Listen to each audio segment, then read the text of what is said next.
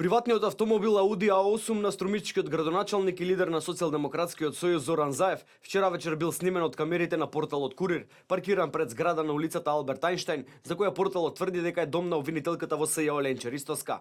Според Курир, Заев бил на гости кај обвинителката Ристоска од 22 часот до 1 часот по полноќ.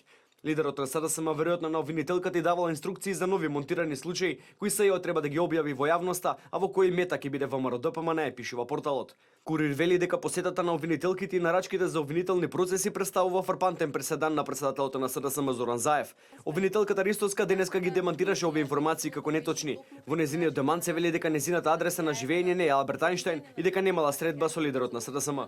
Ве известувам дека мојата адреса на живење не е на улица Алберт Ајнштајн во Скопје и дека информациите за моја наводна средба со лидерот на политичката партија СДСМ, истакнати во медиумите и порталите, се невистинити во целост.